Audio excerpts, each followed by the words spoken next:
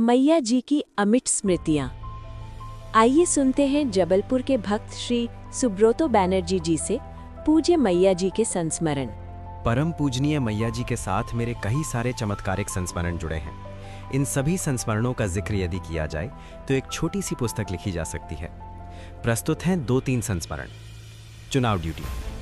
बात सन 2004 की है। लोकसभा चुनाव के लिए मेरी ड्यूटी विजय रावगढ़ कटनी जिले के अंतर्गत लगी थी।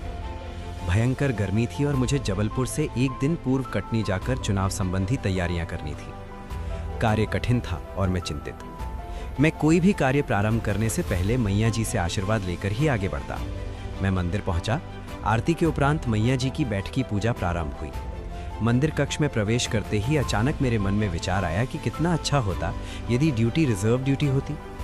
मैं मैया जी से आशीर्वाद लेकर चुनाव ड्यूटी हेतु कटनी रवाना हो गया। कटनी के कृषि उपज मंडी में चुनाव ड्यूटी हेतु बहुत बड़ा शिविर लगा हुआ था। मैं ढूंढते ढूंढते अपने लोकसभा हेतु काउंटर पर पहुंचकर ड्यूटी का आदेश पत्र प्रस्तुत किया और अपने साथी कर्मचारी, चुनाव ड्यूटी में लगे मेरे साथी दल के बारे में पूछा। उस काउंटर पर कार्यरत एक महिला कर्मचारी ने मेरे चुनाव ड्यूटी आदेश पत्र पर 2 तिरछी आड़ी लाइनें खींचकर लिख दिया, रिजर्व दल। मैं विस्मित हो गया। मुझे लग रहा था कि शायद उस महिला से कुछ गलती हो गई है। जब मैंने काउंटर पर खड़े दूसरे कर्मचारी से पूछा तो उसने बताया कि मुझे ड्यूटी पर नहीं जाना है और रिजर्व दल के रूप में अगले आदेश का इंतजार करना है। और फिर क्या, कोई आदेश मिला ही नहीं। मैं 2 दिन पश्चात मानदेय लेकर वापस जबलपुर आ गया। बाद में पता चला कि चुनाव ड्यूटी में गए दलों को पानी की उचित उपलब्धता न होने के कारण बहुत कष्ट उठाना पड़ा। कई व्यक्ति तो बीमार पड़ गए। अन्य दलों को भी तकलीफ हुई। देखा जाए तो पूजनीय मैया जी ने ही मंदिर कक्ष में मेरे प्रवेश करते ही मेरे मन में विचार डाला कि कितना अच्छा होता यदि ड्यूटी रिजर्व ड्यूटी होती। दूसरे शब्दों में, मेरे मंदिर कक्ष में प्रवेश करते ही मैया जी ने यह समझ लिया था कि उनका एक भक्त कठिन चुनाव ड्यूटी संपन्न करने हेतु आशीर्वाद लेने आया है।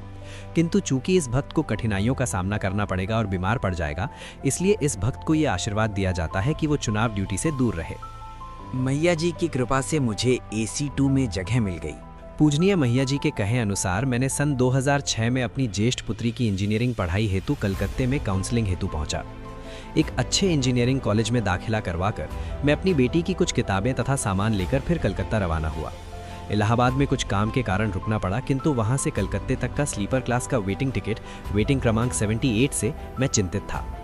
उस पर सामान काफ़ी वजनी भी था। सच पूछा जाए तो मैं बहुत दुखी था। सन 2006 के अगस्त माह के प्रथम सप्ताह में इलाहाबाद की गर्मी से मैं परेशान भी था। तभी मैया जी की याद आई और बरबस मेरे मुंह से निकल पड़ा, मैया जी, मैं क्या करूं, कहां जाऊं, इतना सामान लेकर कैसे सफ़र करूं।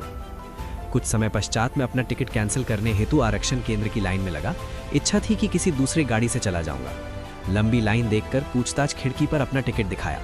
उस खिड़की पर बैठे कर्मचारी ने मेरे टिकट पर A1/4 लिखकर मुझे टिकट वापस कर दिया।